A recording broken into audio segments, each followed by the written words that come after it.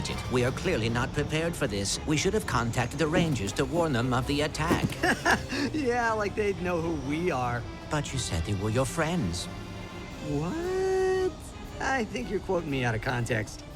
James Arnold Taylor and David Kaye voiced Ratchet & Clank, an animated film where a Lombax and a robot must save the universe in an intergalactic war. And they're joining me both right now. Hey, Jeff. Hey, Jeff.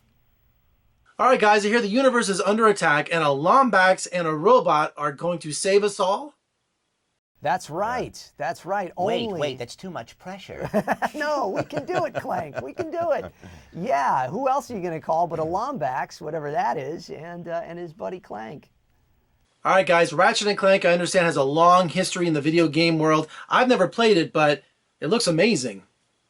Mm-hmm. It's it started over 15 years ago. 15 years ago, yeah.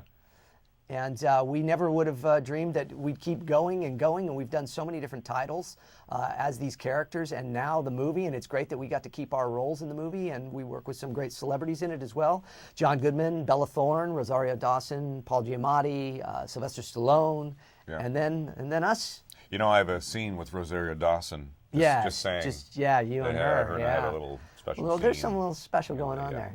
In the movie. Oh. Yeah. Now, you guys are both veterans when it comes to voiceover work, having over 200 credits to your name, but a lot of people think that when you do voiceover and characters like this, you kind of like phone it in, but it's really acting, isn't it? Oh, voice acting is one of the toughest jobs in the business, and you know, you take any celebrity that comes in to do it and ask them afterwards, and they'll be like, "Yeah, that was hard." Unless it's Chris Rock, I guess. Well, let's just give me $1 million.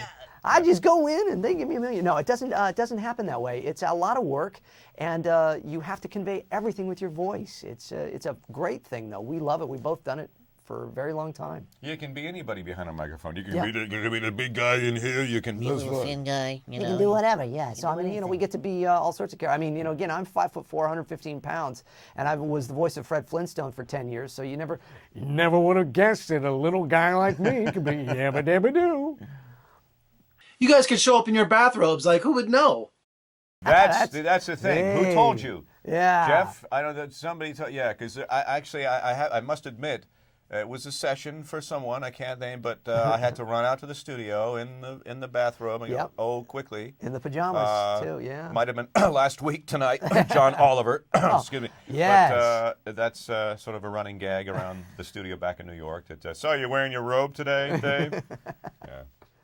Now, when you guys see a character for the first time, what is your input on developing the character itself? I mean, where does the voice come from? Is it a collaboration between the director and the producer? Where does that come from? That's a good. I think it's a nice melding of both.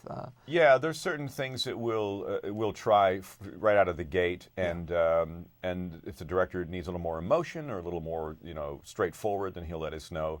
But generally, it's sort of.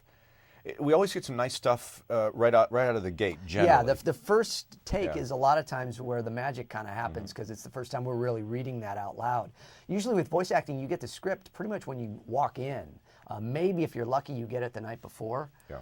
And so you don't really get a lot of time to study it, and that's the beauty, again, of voice acting, is having that ability to just kind of play and have fun. Yeah, quick, act fast. Yeah. So I've always wondered the process. How do you get approached to do an animated character voice? Do you get a call from your agent? Well, first of all, the agent voice when they call you is when like, they call. "Hey, so it's your agent." Hey, so they want to bring you in for this role. That's usually role that the words come out. But when they send a description to me about the character Clank many years ago, it was just a paragraph essentially. It explained that he was a robot, but they wanted him to have a personality. So I started sort of talking like this and contracting the words and saying, instead of saying can't, I would say I cannot. And it kind of gave him a bit more of a heartbeat, and that's how that happened. Yeah, and the strange thing for me with Ratchet is that he's my regular voice, which is very rare for me as a voice actor to get to do just me. So that was the new challenge, to do that rather than being some other character or voice. Mm-hmm. I was reading that Ratchet & Clank was being considered to be a live-action film. That would cost a fortune. Plus, animation can do things that live-action can't, and on a budget. It's true. Yeah, they managed to squeeze a lot in on that budget, which is looked at as a small budget now, too. This would be considered a small budget film, but it really looks beautiful. The texture, the depth, the quality of everything that you see, and then how they blur the lines between the video game and the film is really remarkable. Yeah, you want to kind of pick up a controller and play the movie. Yeah. That's how, That's how it plays, yeah.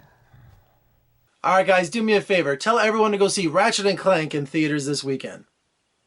Hey, Clank, so, I think that everybody should go see Ratchet & Clank. What do you think? I totally agree, Ratchet. I think it'd be a wonderful idea. The family can see it. They can have a lot of fun. They can eat some popcorn. They can watch explosions. It'll be a lot of fun. What is popcorn? I'll tell you about it as we watch the movie.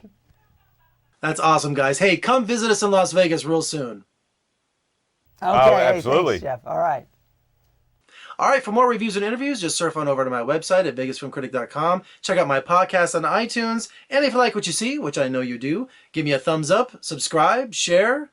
I greatly appreciate it. Comment below. I forgot that one. I'm Jeffrey Gay Howard. Thanks for watching. I'll see you next time.